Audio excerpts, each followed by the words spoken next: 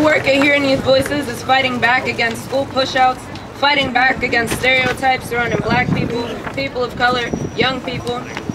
In Ferguson, Missouri, a town that is 70% black, the only murder that's happened this year was a white police officer killing Mike Brown. Why hasn't that been on the news? School has sometimes felt to me like a violent place. A place that isn't safe, that doesn't serve my needs and my identity. It's a struggle for a lot of us to graduate. Mike Brown was only on his way to college after fighting back against school pushout.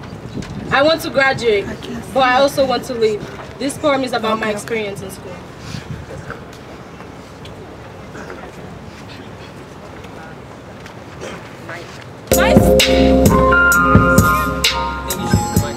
Take the mic.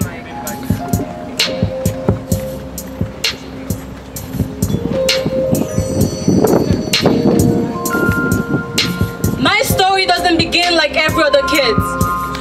I was born by mistake to a world that doesn't want me. And I was also left alone with no family to protect me. Boy, I hurt and bleed, but then there was some nights where I'd cry in the bed alone. Hated who I was, so uncomfortable. Made fun of for being an original person. I never knew why this was happening. Nobody was there to tell me the road would not be easy. Sharp curves were even sharper cliff. I also never wanted to be left behind. And the language I speak shouldn't have to define my intelligence. I didn't need to know your ABCs to understand your X's and Y. I also didn't need to know what dumb means to understand that you were making fun of me. But life was chasing me so hard. It was bullying me. All this fear was still in my eyes, not yet strong enough to run.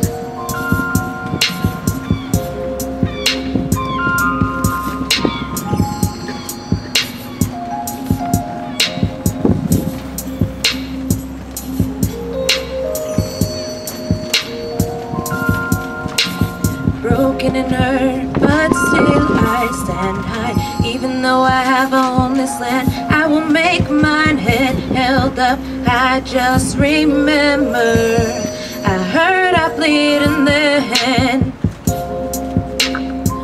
Who knew 2 million could take a lifetime worth of loved ones away? They call it an earthquake because your whole world ended up shattering. I thought coming here would somehow make a difference, but still, I'm slowly breaking down. I was afraid of walking to the school doors in tears, ashamed that I would make fun of. But now I know my power. Your ABCs, they're not all I know. And DOMB are just a bunch of letters that don't define me. I just want you to know one thing today. Ma vie ne se commence pas à finir avec la cloche de mon école.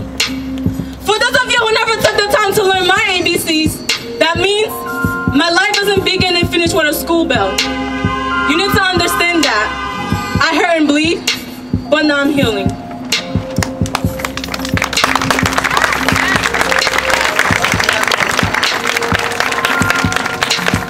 We want to graduate. I want to make a difference in society because I deeply believe in change.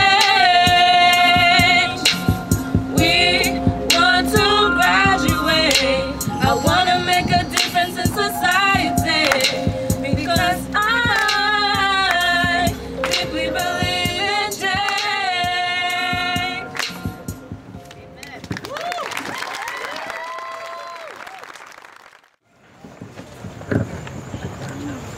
Good afternoon. Good afternoon. Glad to see all you young folks out here leading this because you know what the problem is and you have the solution. First, I just want to give you a little bit of history. The National Advancement, or the National Association for the Advancement of Colored People, the N.A.A.C.P. A lot of people don't know the N.A.A.C.P. The N.A.A.C.P. has for over 100 years fought for rights and justice of all people, colored people. That's white, blue, yellow, whatever color you want to be. Everybody deserves justice. Everybody deserves to be treated the same.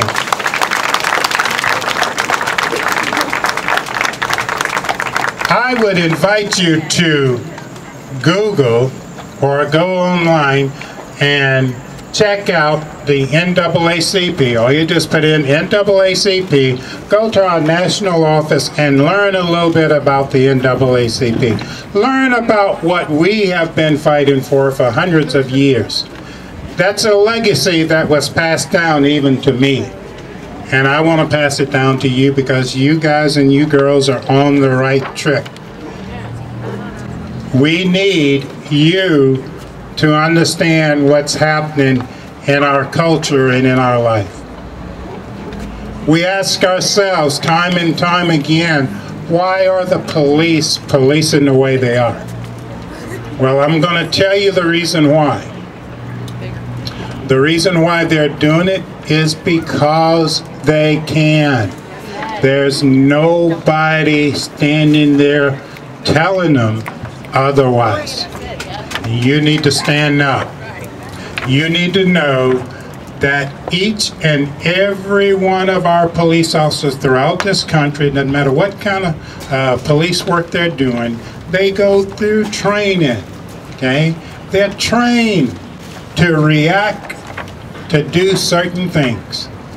And I'm here to tell you right now, they're trained in deadly force, use of deadly force. I'm going to tell you this also. Everybody needs to know this. You need to understand this. When you're out and about walking around the streets, and I can look at most of you, and I can tell right now, just by how you look and how you dress, you're not carrying any weapons. Okay? I can tell that. I know I don't need to pull my weapon, if I did happen to have one, and shoot you. They're trained in this. They need to know better. They should know better. But they're also trained that when they fear for their life, they will take action. You need to know that. And the action that they take is they usually unholster their weapon, pull, and fire. Now, you know, I heard some people asking, you know, well, why don't they shoot the main or whatever? That's not what they're trained to do. They're trained to shoot this part of the body. They're trained to kill. You need to understand that. We understand that now. We need to put a stop to that culture.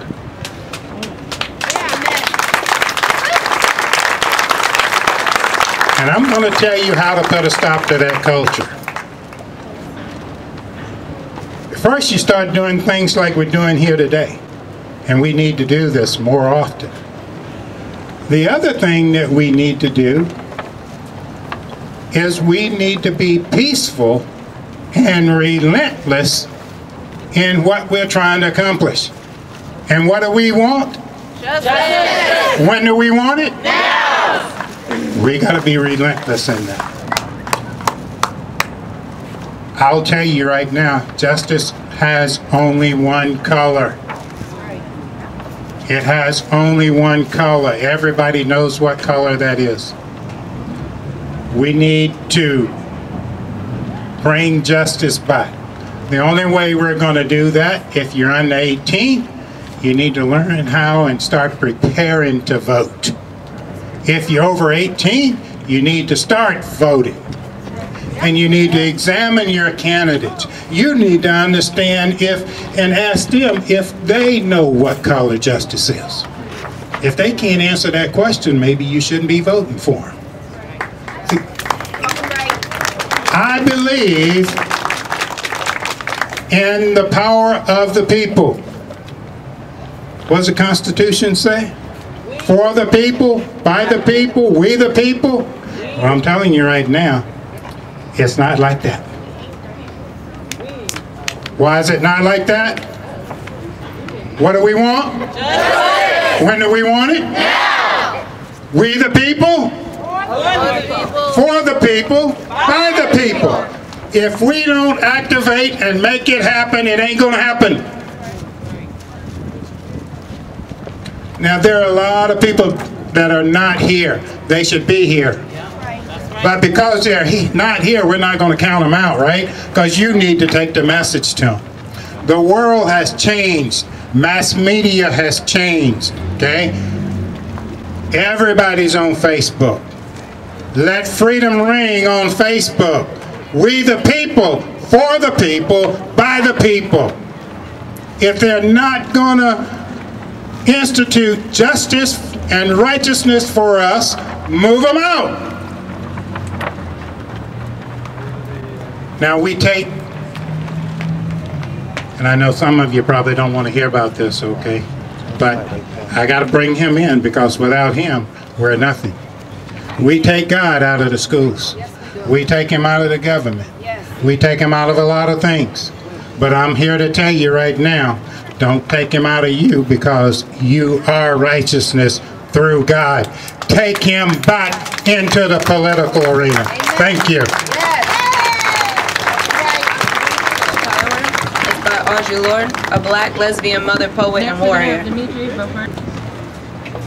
The difference between poetry and rhetoric is being ready to kill yourself instead of your children.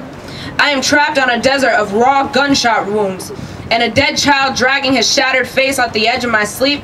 Blood from his punctured cheeks and shoulders is the only liquid for miles, and my stomach churns at the imagined taste while my mouth splits open into dry lips. Without loyalty or reason, thirsting for the wetness of his blood as it sinks into the whiteness of the desert, where I am lost without imagery or magic, trying to make power out of hatred and destruction, trying to heal my dying son with kisses. Only the sun will bleach his bones quicker.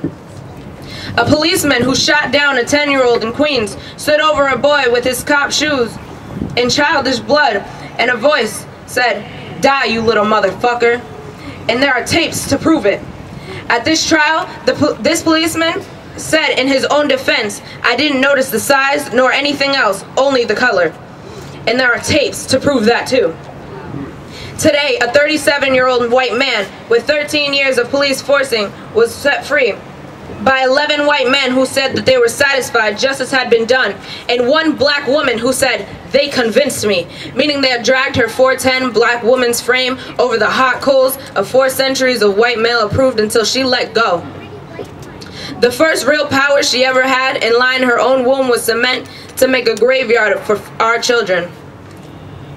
I have not been able to touch the destruction within me, but unless I learn to use it, the difference between poetry and rhetoric, my power will too run corrupt as poisonous mold, or lie limp and useless as the unconnected wire. And one day I will take my teenage plug and connect it to the nearest socket, raping an 85-year-old woman who was somebody's mother as I beat her senseless and to torture her in her bed. A Greek chorus will be singing in 3/4 time. Poor thing, she never heard a soul. What beats they are. The poem is called Power. It's by Audre Lorde, a black lesbian mother, what do we want? Justice! When do we want it? Now! What do we want? Justice! When do we want it? Now! No justice! No peace! No justice! No peace! No racists! Police! No racists! Police! I was gonna read my story, but instead I'm just gonna do a short little how do you say, poem? Not poem, kind of. Just a little sports little. I am a black man, just like Mike Brown was. My school has tried to push me out, just like Mike Brown's did. Do you know he almost failed high school? His family had to fight, literally fight the school for him to graduate. They put all their soul and energy into making sure that he graduated. And all that work happened for nothing on the day that he was shot and killed. For no reason at all. It was said that he stole a candy bar, but we all know that's not true. Even the store manager said that he didn't steal anything. He was just walking to his grandma's house and he got shot. Me, myself, now I am personally scared to walk on the street by myself now. And that never used to happen.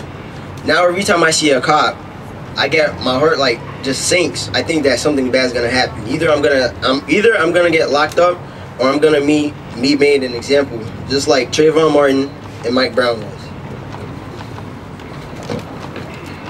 But me, I want to live in a world where the streets are safe for black youth everywhere, where no one has to fear walking on the street by themselves. Not only the light-skinned colored people, but the black folks also. Now, we all are currently fighting for graduation, and we know because we're a youth of color, that's not gonna come easy. I want to live in a place where fighting for graduation doesn't mean fighting to get gunned down days later. This world is possible, but not without a hard, long look at what had happened in Missouri and New York and in California and here in Connecticut. When the youth are attacked, what do we do? Stand up, fight back! When the youth are under attack, what do we do? Stand up, fight back! What do we want? Justice! Louder! What do we want? Justice! What do we want? Justice! When do we want it? Now! When do we want it? Now! Thank you. I don't know about Dimitri, but I wasn't so happy with that chant. You guys' energy is so low. So I'm gonna do it again.